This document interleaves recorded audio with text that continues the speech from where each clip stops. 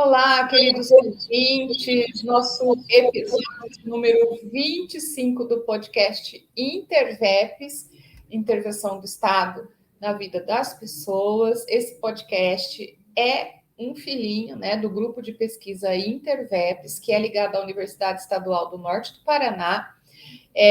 O grupo de pesquisa, ele existe sob a liderança do professor Dr. Renato Bernardi, pela também vice-liderança do professor doutor Marco Antônio Turati Júnior, que também assina o roteiro original desse podcast. Eu, Heloísa Pancotti, que sou doutoranda na instituição, faço hoje a apresentação, sou sua host, e nós contamos com o apoio técnico da equipe técnica MR Comunicação. Hoje, nós temos um convidado muito especial, que ele é mestre na universidade, pela Universidade Estadual do Norte do Paraná, recém conquistou aí o seu título, e ele foi monitor da última apresentação, que também está disponível no YouTube para quem quiser se inteirar, que é o Gabriel Teixeira. O Gabriel, ele monitorou um grupo de alunos para a realização de uma pesquisa que tinha como tema a descriminalização das drogas, né? Então, hoje eu vou apresentar aqui o Gabriel. Quer falar alguma coisa para os nossos ouvintes, Gabriel? Primeiro, agradeço a oportunidade. Bom dia, boa tarde, boa noite, independentemente do horário que estejam ouvindo. E é uma grata satisfação, Elo, estar novamente com você e poder debater um tema tão importante. Pessoal, então aqui eu vou apresentar um mini currículo desse nosso monitor, desse nosso convidado hoje. Esse mini currículo por que mini? Porque ele vai aqui fazer só um highlight aí do que é a carreira acadêmica do nosso querido convidado Gabriel, que tem já uma produção científica extensa, né? Então, Gabriel é mestre pela UEMP, ele é especialista em direito penal e criminologia, que torna ele uma pessoa muito qualificada para debater o tema aqui com a gente, né? E ele também é associado do IDDD, Instituto de Defesa do Direito de Defesa. Ele atua como advogado criminalista, e então essa é a atuação do Gabriel. E sobre isso, nós já vamos introduzir, né, a nossa temática, já perguntando, né, os questionamentos que a gente viu na apresentação que ele trouxe, né, e a primeira coisa que a gente tem a falar, né, é a pergunta que é o óbvio e o ululante, né, sobre a chamada guerra das drogas. Essa guerra deu certo? Bom, Elo, essa é a resposta do milhão, né? Essa é a resposta que basicamente toda a produção científica hoje feita no Brasil a respeito da guerra às drogas tenta, de certa forma, ou responder para um lado ou responder para o outro. O ponto é que, na minha visão, a análise ela depende muito da perspectiva que você enxerga essa pergunta. Se é uma perspectiva principalmente sobre os instrumentos de controle social, a governabilidade, uma dimensão de vigilância coletiva, até mesmo uma sociedade de controle, né, conceitos filosóficos que a gente vai trazendo também com o tempo via Foucault, Deleuze, me parece que sim, me parece que há uma ferramenta crucial para o governo exercer a função que ele tem hoje, que é uma função de gestão dos próprios indivíduos, né, de intervenção da vida dos indivíduos. É até interessante porque a resposta dessa pergunta ela passa muito pelo próprio nome do grupo, né? Uma forma clara, direta e efetivamente capaz de exercer essa influência sobre a vida dos indivíduos. Então, a partir dessa perspectiva, sim, se por um outro lado nós pensamos na perspectiva individual, que é aquela que contempla, né, de certa forma, direitos, garantias individuais, até mesmo a própria liberdade das pessoas, eu diria que não. Eu diria que nada mais há hoje do que, infelizmente, um combate à figura também do usuário, uma direção que há muito pretendeu se abandonar com a vigência da atual lei de drogas, mas esse combate, essa pouca distinção entre as figuras do usuário e traficante, cria um limbo jurídico E, infelizmente, o Poder Judiciário não tem lidado com a melhor forma possível, não tem dado a melhor resposta possível, não tem feito, nos casos práticos, uma diferenciação clara e objetiva sobre o que seria. E essa diferenciação, de certa forma, ela não apenas afeta a forma como o delito é enfrentado, mas a própria forma como a sociedade trata esse indivíduo. Ela acaba estereotipando, né, em nível criminológico, uma dimensão do inimigo, uma dimensão do outro, psicanalítica, e essa dimensão afeta muito sobre como essa pessoa terá acesso a recursos básicos, políticas públicas e principalmente melhores condições de tratamento, né? E a própria redução de danos também é prejudicada no país. Então, essa pergunta, em síntese, ela depende muito da perspectiva pela qual ela é feita. Mas, dentro de uma lógica proibicionista, ela tem dado e muito certo. Ela tem fomentado instrumentos de vigilância, as próprias operações policiais, que a gente sabe que sempre tem uma pessoa que tem interesse, ou um grupo econômico que tem interesse, como tudo dentro do capitalismo. Então, de certa forma, assim, tem dado certo para aqueles que combatem essa guerra. É interessante você falar isso porque tem muitos atravessamentos, né? De racismo, de LGBTfobia aí nessa guerra contra as drogas, né? Tem todo um público-alvo desse encarceramento, se é que eu posso dizer, usar essa terminologia, que né, é direcionado a essa população que já foi previamente invisibilizada, já foi previamente colocada em situações de sujeição, e essa chamada guerra às drogas, né, ela é direcionada para essa população em que o tráfico ocupou o lugar que o Estado não ocupou. Né? Então, hoje nós temos aí um Estado que falhou miseravelmente com essas populações, e agora tem uma política de encarceramento, porque esteticamente, né, é feio olhar para o produto da ausência do Estado, né? Então seria, se você pensar por essa ótica, né, preciso apagar os efeitos deletérios de uma política que não deu certo, então vou promover uma guerra às drogas, vou encarcerar a população e assim ela fica longe dos olhos da sociedade de uma maneira geral. Então, verdade, nesse sentido, deu tudo muito certo. Né? Agora, o que se faz, né, para, de fato, oferecer à população, especialmente à população adicta, né, uma política de atenção e saúde? Isso é muito complexo, e essa é a maravilha da sua pesquisa, né? É apresentar uma visão diferente, apresentar uma problemática que ela não vai simplesmente respondida pelo encarceramento. Nós já temos, acho que, salvo engano, uma das maiores populações carcerárias do mundo, se não a maior, né? Agora, temos aí também a questão de que a droga, a droga, a questão da adicção ou do uso de entorpecentes, ele passa por várias situações, né? Então hoje nós estamos falando muito da cannabis, né? Nós temos drogas e nós temos usuários, né? E traficantes, e cada coisa tem sua particularidade, cada uma dessas figuras, né? Tem o seu instituto. Então, o que eu queria falar com você é o seguinte: com relação à figura do usuário, né? O STF ele está para julgar a questão do porte da droga para o consumo pessoal, para o uso pessoal. Você tem informação de como está esse julgamento, quais são as perspectivas, né? E por que esse julgamento é extremamente importante para a política de combate às drogas?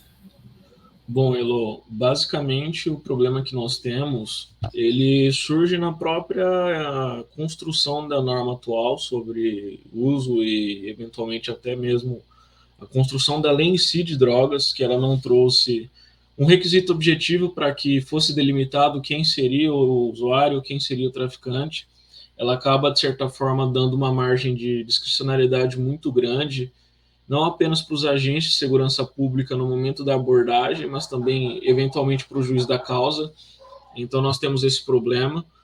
E, ao mesmo tempo, o ponto fundamental é que, dentro dessa ótica de como o STF se porta, qual que é a importância, bom, o problema é que, até hoje, o caso não foi definitivamente julgado. E isso é algo muito problemático para nós, porque esse caso ele traria alguns paradigmas mínimos para que fosse feita a distinção entre a figura do usuário e traficante. Basicamente, o que se considera no caso é quais são os parâmetros e quais os direitos fundamentais que são violados através dessa intervenção do Estado na vida das pessoas. E é preciso fazer um julgamento de um caso como esse, porque ele não apenas permite essa diferenciação clara, que afeta casos já existentes e casos futuros, mas, ao mesmo tempo, também pavimenta todo um caminho para uma mudança de direção na política de drogas. Então, é um caso necessário, é um caso que, infelizmente, está parado. Ele conta apenas com 3 votos, e são 3 votos totalmente dissonantes entre si, o que demonstra não apenas uma divergência de opiniões pessoais e, eventualmente, de julgamentos dos próprios ministros, mas também como essa discussão está tão enraizada e, ao mesmo tempo, tão divergente na própria sociedade. Porque, dependendo do, via de regra, da bandeira política ou da bandeira social que é eleita, né, para construção de pesquisa, militância política ou até mesmo atuação profissional, há uma tendência natural que você se encaminha a este ou aquele caminho. E isso, de sobremaneira, afeta o debate da política de drogas. Ela tem que ser uma política consistente, clara e, ao meu ver, principalmente acessível a todas as pessoas, uma vez que, via de regra, seria custeada pelo SUS. Então, dentro desse tratamento universal que é dispensado, é fundamental que nós tenhamos um debate e, ao mesmo tempo, uma pressão popular para que aconteça o julgamento do recurso extraordinário parado, que a partir dele nós teríamos um pouco mais de segurança e, ao mesmo tempo, pelo menos parâmetros mínimos, né, para essa delimitação.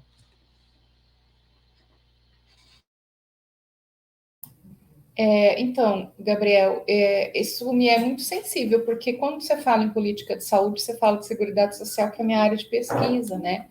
E esses dias eu estava passando por uma rede social que eu não vou saber qual é, e eu vi um juiz, provavelmente foi Twitter, eu vi um juiz apelando para os seus colegas, um desembargador, apelando aos seus colegas para o deferimento de um pedido, né, para plantio de cannabis em casa por uma pessoa idosa que sofria de uma doença que se beneficiaria demais pelo uso do cannabis, né? E me chamou muita atenção porque ele dizia o seguinte: essa pessoa busca auxílio do Estado porque ela não quer delinquir, né?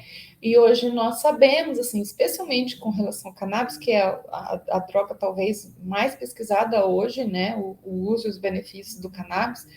E ele justamente dizia o seguinte: essa droga tem um princípio ativo que é muito benéfico para tratamento de uma gama muito grande de doenças, né, e de questões físicas. Então, o Estado hoje não dá conta de importar medicamento, principalmente o cannabis, né, para a população com deficiência, é muito caro, né, e o Brasil parece que está bem aquém da pesquisa e do fornecimento, né, desses ativos, porque em outros estados há décadas, né, em outros países há décadas, isso já é uma política pública de atenção às pessoas que precisam fazer uso, enfim, desse medicamento, e tem também o uso recreativo, né? Uma pessoa que faz uso recreativo da cannabis é encarcerada, uma pessoa que faz uso recreativo de Zolpidem, que é hoje a droga mais vendida no país, não é encarcerada. Então, quais essas diferenças, né? Me parece que o Estado, quando ele positiva o uso do medicamento tarja preta, por exemplo, né, da droga autorizada, mas ele deixa de lado aquela que tem efeitos benéficos, mas é muito mais barata e muito mais acessível, me parece que ele direciona todo esse campo da punição, né, para uma população específica, né, para uma população muito delimitada. Enfim, é um assunto que a gente não pode fugir de debater, né? E com relação a políticas públicas, Gabriel, o seu trabalho revelou, a sua pesquisa revelou com relação a políticas públicas que possam ser implementadas para reduzir o problema do encarceramento em massa, para delimitar a figura do usuário contra a figura do traficante, se o Estado deveria assumir essa postura de fornecimento dessa cannabis e criar ali um comércio legal, uma tributação, uma política pública. O que você pensa, o que a sua pesquisa trouxe sobre esse assunto? Bom, Elo, eu creio que o primeiro problema é que até o presente momento nós não adotamos uma política clara, senão a do proibicionismo. Então, tudo que nós pensamos e ao mesmo tempo construímos a nível de conjectura é um exercício de futurologia, né? A gente não sabe efetivamente se isso vai dar certo ou não, né? Se vai agradar esse tecido social que nós vivemos, enfim. Mas a primeira oportunidade, o primeiro passo que me pareceu muito interessante, por exemplo, foi no estado de São Paulo a regulamentação, a distribuição via SUS da cannabis, do canabidiol, no caso, para tratamento de doenças crônicas. Esse ponto que você destacou na sua fala do preço, ele é muito interessante, porque como ele é um medicamento que vem de fora, via de regra, né, ele acaba tendo que atender a uma lista de burocracia gigantesca e, ao mesmo tempo, o custo acaba se tornando muito elevado, o que, de certa forma, afasta a população mais vulnerável do acesso a esse tipo de medicamentos. Então, seu fornecimento via SUS já é um primeiro caminho muito interessante. Outro aspecto que eu achei muito relevante, principalmente vendo a experiência de outros países e na própria pesquisa também do professor Pablo Ornelas Rosa, foi a construção de clubes ou associações canábicas, né? São coletivos, são grupos de pessoas que, sob a chancela do Estado, têm autorização para cultivo e extração também do CBD, do canabidiol. E essas associações, de certa forma, também acabam contemplando essas pessoas que possuem essas enfermidades, que precisam efetivamente desse medicamento e conseguem, de certa forma, também torná-lo gratuito a esse grupo. O terceiro ponto que me parece fundamental é uma mudança na jurisprudência que nós temos hoje a respeito do tema, que é essa ruptura mesmo do preconceito, de admissão de culpa, de reconhecimento desse preconceito histórico que nós temos, principalmente com relação à cannabis, e automaticamente uma revisão do que foi construído a nível de política criminal nesses últimos tempos. Eu sei que é uma tarefa árdua, uma tarefa demorada, uma tarefa até mesmo que exija um tempo inesgotável, talvez, dependendo do que a gente tem hoje como sociedade, mas é preciso dar um passo nesse sentido. Então, fazer um controle efetivo das operações policiais, como nós recentemente vimos, né, as chacinas, automaticamente modificar o estándar probatório para condenação nesses casos, evitar que exclusivamente a palavra dos agentes de segurança pública seja a única prova, permitir ao usuário espaços e oportunidades não através do processo em si, mas também via outras formas de resolução de conflitos, como justiça restaurativa, autocomposição, enfim, outras oportunidades também de resolução desse problema. Porque me parece que uma das verdades universais que nós podemos aqui reproduzir é de que não deu certo a forma como nós conduzimos o processo penal hoje com relação aos crimes de drogas e anexos também. Então, outros meios alternativos podem, de certa forma, assumir esse protagonismo e dar uma solução mais adequada. E, por fim, a última política pública que me parece fundamental é construir a, entre aspas, contramão do que nós vivemos a nível de educação, que é permitir com que as pessoas tenham o discernimento das práticas que são voltadas a essa questão das drogas, não apenas por uma dimensão do preconceito, da marginalização, da extinção de grupos, da própria segregação desses grupos, mas ao mesmo tempo permitir uma visão que atravessa esse problema das drogas não apenas pela droga em si, mas também principalmente pela questão social, sobre como isso afeta outras pessoas, como isso afeta grupos que são marginalizados, como isso afeta o próprio debate público que é feito a nível televisivo, acadêmico, profissional.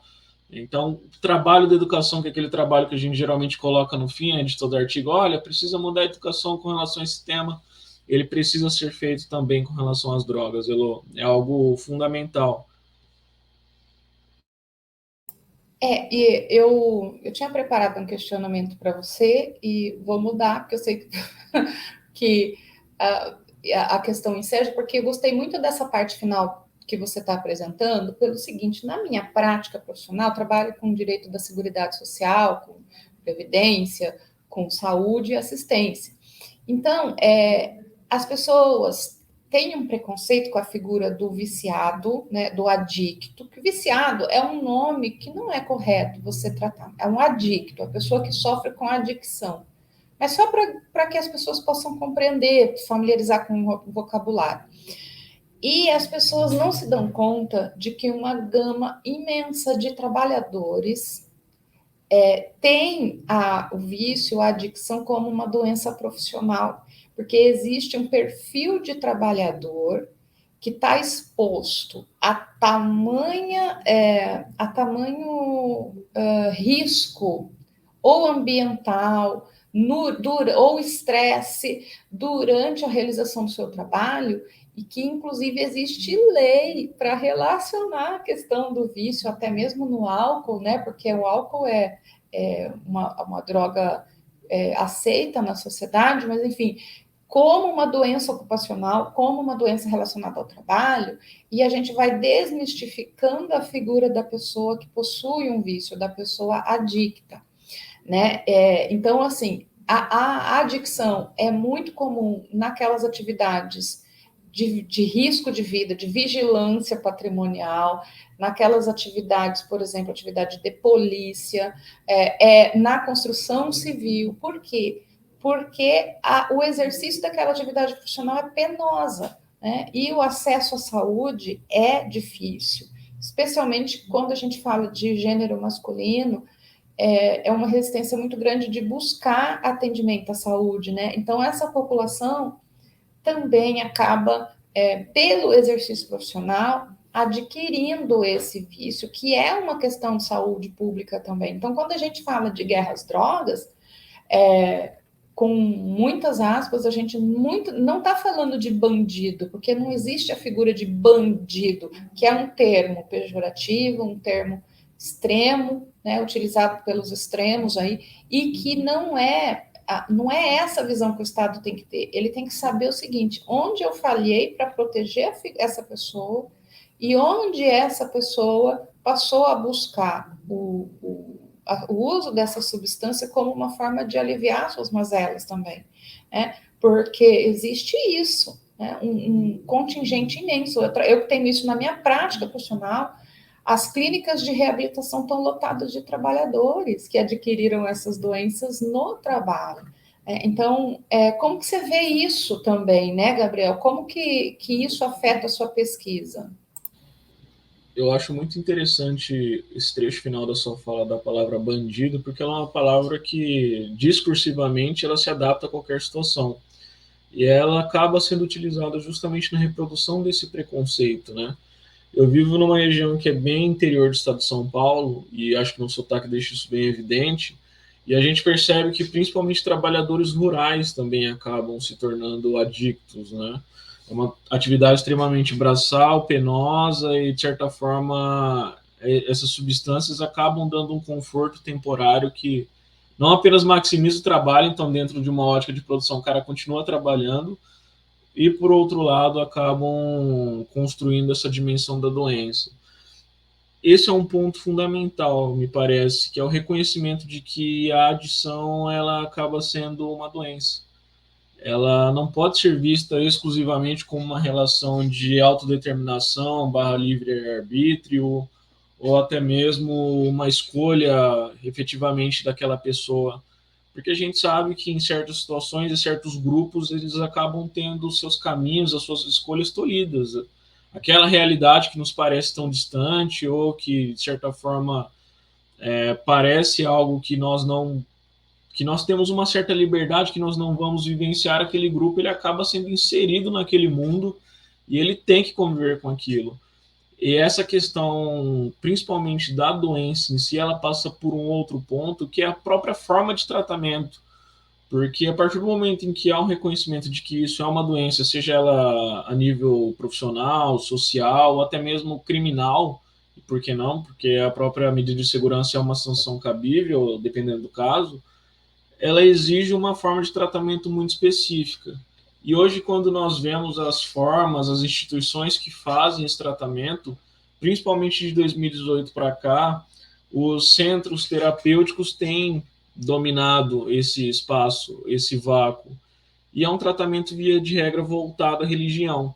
Então já há também essa dimensão da dominação religiosa, somada à dimensão do preconceito pela figura do usuário, o próprio estereótipo daquela pessoa que às vezes é encaminhada pelo sistema carcerário, então já recebe aquela tarja, né, de criminoso, bandido, toda essa pecha. E nós temos esse problema de reconhecimento também a nível social. É muito difícil quando nós vemos uma imagem como, por exemplo, aquela da Cracolândia, dos usuários entrando em confronto com a polícia, o pano de fundo que tem sobre essa imagem, que é o Estado tentando conter algo produzido pelo próprio Estado, colocando duas populações vulneráveis ali, porque a gente sabe que, via de regra, os agentes de segurança não têm uma boa condição de vida, recebem pouco treinamento, geralmente ineficaz, são pessoas da classe mais baixa, né, dentro do extrato social, e os próprios usuários que não têm acesso a tratamento, não têm essa disponibilidade, entram em confronto. Então, a partir do momento em que nós temos a construção de políticas públicas que permitem diferenciar de forma clara o uso recreativo, o uso problemático, diferenciar de forma clara o traficante do usuário e permitir que essas pessoas tenham acesso, se não ao tratamento, mas a políticas de redução de danos, me parece que nós temos já um caminho que é possível de ser adotado, é um caminho passível de adoção pelo Estado e que possivelmente melhorará um pouco essa questão das drogas. E, honestamente, sendo bem sincero, essa questão da doença, em si, do reconhecimento como doença, ela me afeta muito, porque como eu sou advogado criminalista e lido todo dia com essa realidade, via de regra, a população mais vulnerável que acaba caindo na chamada traficância, né, o uso para a traficância. O cara, ele começa a traficar porque ele não tem condições para usar, ele entra naquele ciclo e ele vive em prol do entorpecente, da droga. E o que a gente percebe é que essa pessoa, quando ela faz uma análise de custo-benefício da vida dela, ela pensa, olha, eu vou fazer o que então, depois que eu sair desse mundo do crime? Porque é o único espaço que eu tenho um certo acesso, um status social, eu tenho uma fonte de renda ainda que lícita, mas que me permite ter as minhas coisas e efetivamente continuar consumindo, mantendo o vício. Então, é bem complicado essas nuances, esses planos de fundo aí que devem ser delimitados. Então, Gabriel, porque até a gente vai entrar agora na fase do podcast de indicação de obras, né? E me parece hoje um grande problema que o Estado tem ignorado é que as religiões neopentecostais, nos grandes morros, né, nas áreas de exclusão, onde tem mais população vulnerável, elas também têm uma parceria muito grande na produção do tráfico de drogas, né? Então, nós temos aí o neoevangelismo que anda de mão dada com o tráfico de droga nessas regiões, e depois eles se apropriando comercialmente, porque essas pessoas pagam para as clínicas, né, para a realização desse tratamento, muitas aspas no tratamento, e que vira um cliente assíduo dessas clínicas, né? E essas clínicas que nem sempre aplicam um tratamento efetivo ou um tratamento reconhecido como um tratamento legal. Eu vou indicar aqui, como minha participação, a obra que está na pré-venda na Amazon, da professora Viviane Costa, que fala sobre essa relação íntima de religião e tráfico de drogas, que chama Traficantes Evangélicos, Quem São e a que Servem os Novos Bandidos de Deus. O tema desse livro é um tema, um título muito chamativo, mas que traz a essência. Você já vê, eu li o livro, né, da Flor de Lis, você já vê muito isso nesse livro, que relata a história dessa mulher.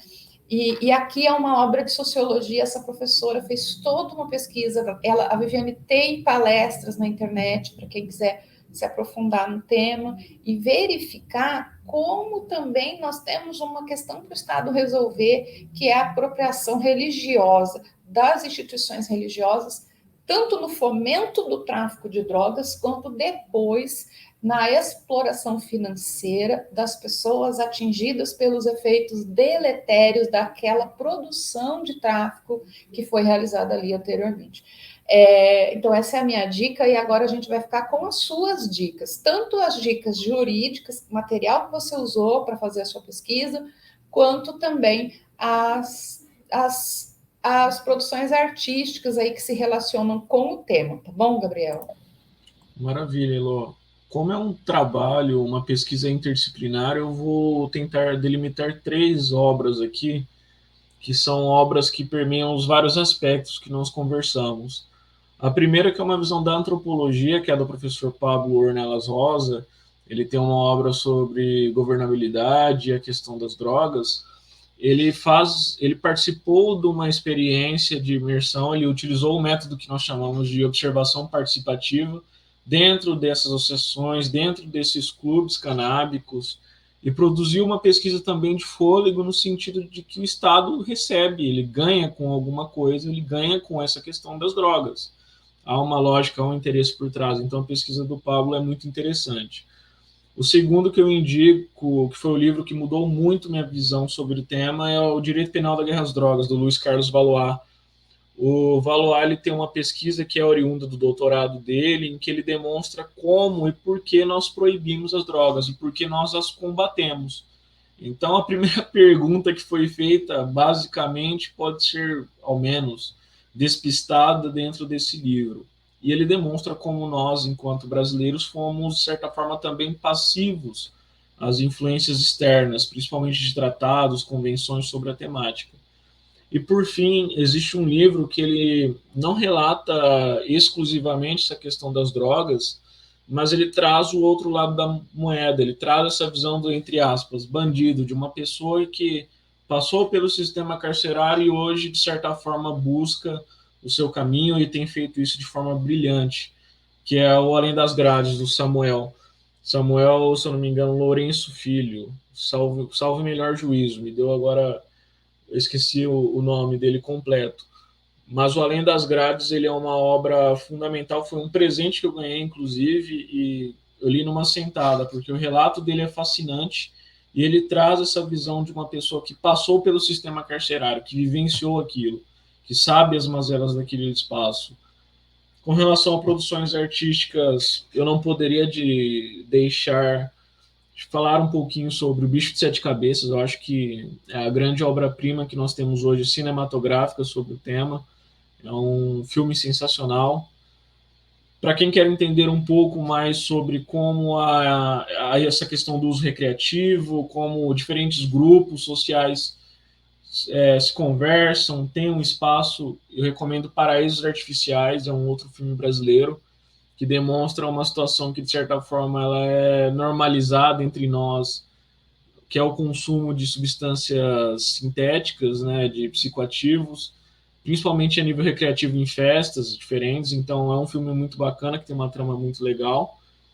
E, por fim, apenas mudando um pouquinho o roteiro, existem vários documentários, mas o principal e o que me parece mais chocante, eu vou até procurar o nome dele aqui completo, só para não falar alguma bobagem, mas é o Quebrando o Tabu.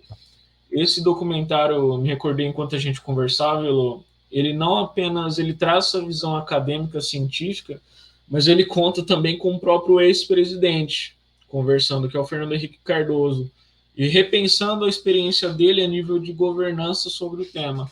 Então, Quebrando o Tabu é algo fundamental, é um documentário que vale a pena ser visto e, é claro, compartilhado por todos, né, nesse mundo virtual que nós estamos. Gabriel, eu acho que nós temos hoje esse podcast. Eu gostei muito de como nossa conversa fluiu aqui, de como ele se apresentou.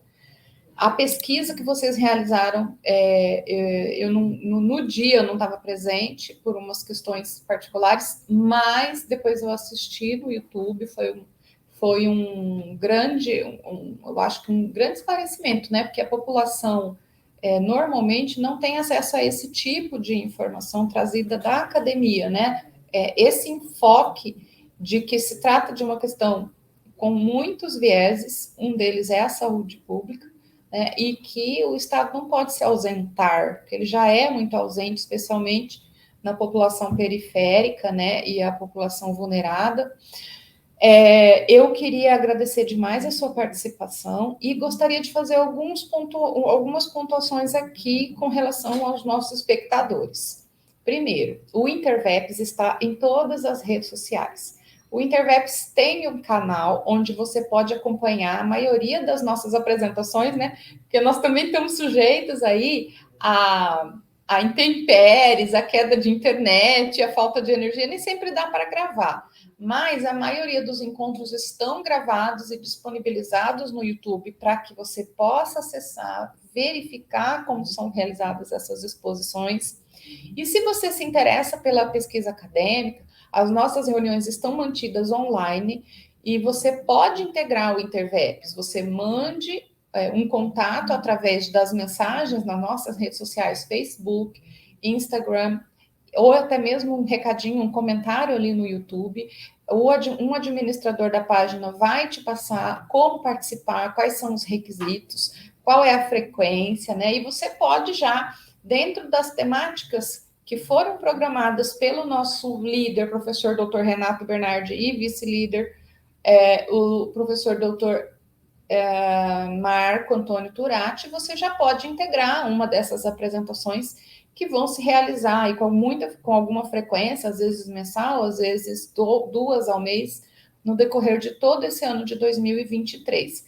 Lembrando que a UEMP promove também um evento muito importante que é o CIACRID, que tem a ver com a pesquisa em direito, né? E traz atrações, palestrantes internacionais, então procure na UEMP o CIACRID, que vai acontecer em breve, vai ter até lançamento de obra jurídica produzida pelos nossos alunos, né?